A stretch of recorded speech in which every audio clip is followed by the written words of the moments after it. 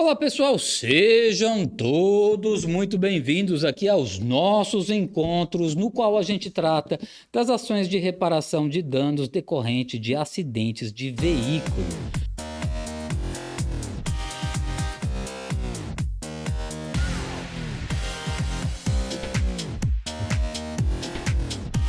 E eu quero falar agora de um causador de um dano que não é uma outra pessoa física. Sim. Rodrigo, como assim que não é uma outra pessoa física? Uma outra pessoa física pode gerar um dano em um veículo? Claro que pode. E quem é essa pessoa então? Me mostra. Essa pessoa chama-se Estado. Como assim, Rodrigo, o Estado pode gerar um dano ao meu patrimônio? Claro, com muita razão, porque o Estado, ele tem obrigações e direitos.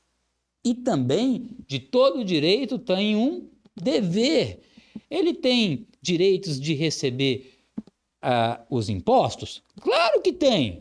Está lá, está previsto. O que a gente tem que entender rapidamente é que esse Estado, esse poder público, a gente precisa inicialmente fazer uma distinção, porque senão a gente coloca tudo isso dentro de um saco só e a gente não consegue distinguir o que é o que e quem é quem, para responsabilizar eventualmente a pessoa jurídica correta. Nós vivemos no Brasil e o Brasil é uma república, ou seja, uma res pública, coisa do povo.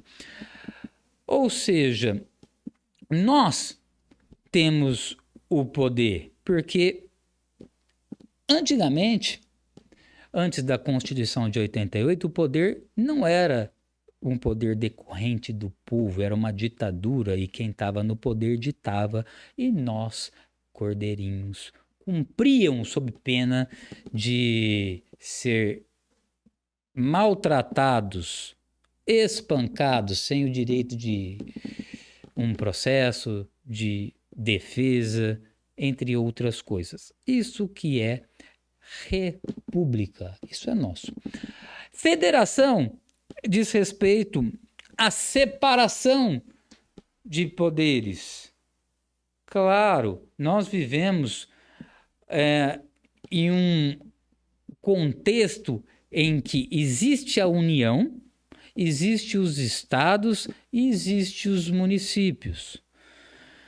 São pessoas jurídicas com bens próprios, com capacidade legislativa própria e com capacidade executiva própria. Da mesma forma, os estados. Mas antes de falar dos estados em âmbito da União, nós temos o presidente da República como chefe do Poder Executivo. Nós temos o Poder Legislativo, que é bicameral, o qual você também já conhece, que é a Câmara dos Deputados e o Senado Federal. Por isso fala bicameral, são duas câmeras lá. Esse é o nosso legislativo, de onde provém as leis que atingem a todos indistintamente, sem entrar em detalhes. E nós temos o Poder Judiciário, que é o poder dizer o direito, o Poder Judiciário da União, a Justiça Federal. Muito bem. Nos estados nós temos os governadores com capacidade de ser o executivo. Nós elegemos a cada 4 anos um governador, ele é o chefe do poder executivo. Temos as assembleias, que lá é o legislativo do estado. E temos o poder judiciário, aquilo que você visualiza muito provavelmente na sua cidade, muito provavelmente não, você visualiza lá, é do estado. Da mesma forma que a polícia, salvo a federal, ela é mantida pelo estado. O poder judiciário que você visualiza no seu município, salvo se for um município grande que tenha a Justiça Federal, que é da União, que aqui em Uberlândia nós temos os dois, mas muitos municípios não têm o poder judiciário da União, que é a Justiça Federal, e você sempre vai para a mais próxima. Ou seja, a regra do judiciário é a mais próxima. Se não tiver, naquela localidade, é de alocação. Mas os outros obrigatoriamente existem, tanto em âmbito da União, o Poder Executivo e o Poder Legislativo, o Poder Executivo e o Legislativo em âmbito estadual e o Poder Executivo e Legislativo em âmbito municipal. O que o município não tem é poder judiciário. Ele pega sempre o do Estado e pega sempre o da União. Ou seja, é apenas um aspecto de alocação. Ou seja, você utiliza um ou outro se ele está ou não está presente no seu município. Não que ele é um poder do município. Não, absolutamente não. Agora, Rodrigo, está muito louco, cara. Tá, mas eu preciso que você entenda essa distinção e eu não vou te poupar do Distrito Federal, que é praticamente um estado com algumas especificidades, algumas características próprias. Mas o que isso tem a ver com trânsito, cara? Você pirou, endoidou, bebeu? Não, eu não bebi. Se eu falei que quem responsabiliza algo por alguma coisa. Suponhamos que você está com o seu carro. E aí você está andando numa rua ou numa avenida e lá tem um buraco enorme. De quem que é a obrigação de manter? É do município. Não é municipal? Sim. Aí você caiu num buraco gigante e danificou o seu carro. Você vai produzir aquelas provas, vai fazer um boletim de ocorrência, é muito recomendado que o faça. Recomendado você tirar as suas fotos, as provas testemunhais, e aí você vai entrar com uma ação contra quem? Hello? Tem gente que fala contra a prefeitura. Você é burro pra caralho, cara! Prefeitura é apenas um local onde ocorrem as atividades administrativas do município. Eu canso de escutar isso nas reportagens de TV. A prefeitura tem que fazer, a prefeitura isso, a prefeitura aquilo. Esses repórteres têm que ser mais bem instruídos. Nada contra, eu adoro reportagem, adoro isso, mas tem que chegar alguém e falar assim, pessoas... Quem é responsável é o município. A prefeitura é apenas um local onde ocorrem as atividades administrativas, às vezes nenhum. Aqui em Uberlândia, as atividades são em inúmeras localidades diferentes. Da mesma forma, só para você entender, a Universidade Federal tem uma UFO aqui em Uberlândia, mas ela não está alocada em um único local, porque não comporta. Então, estão alocadas aqui em 4, 5 localidades, em campos diferentes. Isso você pode ter também numa prefeitura com alocações em espaço diferente. Então você tem que entender que a prefeitura é um local onde o município exerce as suas atividades de administração. E quem é responsável não é a prefeitura. Se um ato acontecer, você entra contra quem? Contra o município. Se eu te der um tapa, você não entra com ação contra o meu dedo, que é órgão, contra a minha mão, que é órgão, contra o meu braço, que é órgão, você entra contra a pessoa. É contra o Rodrigo que você entra com a ação. Então, quem tem personalidade jurídica no Brasil são os entes da federação, é a União, o Estado, os municípios, o Distrito Federal. Percebeu por quê que nada funciona, que a justiça não funciona? Porque eles são os maiores demandados. Não tem interesse em fazer com que a coisa role, que a coisa funcione, porque se funcionar vai ser ferro neles.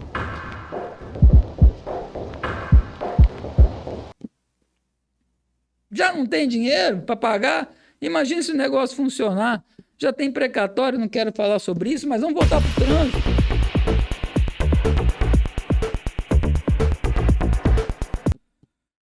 Se algo ou alguma coisa aconteceu por ação ou omissão do município no qual ele era responsável, sim, claro, você pode e deve entrar com ação contra o município. Agora, imagine o seguinte, agora já vamos para a competência. Algo aconteceu numa rodovia estadual, MG 050. Lá tinha algo que fez com que desmoronasse o barranco. Ora, se não foi um caso fortuito ou força maior, e era algo de um dever de cuidado do próprio Estado, ele é responsável. Sim, senhor. Então você entra com ação contra o Estado. É o que a gente visualiza muito, e eu chamo e redobro a sua atenção, é para quando existe concessão. Concessão não é você vender. Gente, vamos sair desse senso comum. Ninguém está vendendo nada. Apenas entrega alguém por algum período para explorar aquela atividade. E quem escolheu, e se escolheu mal, se ferra.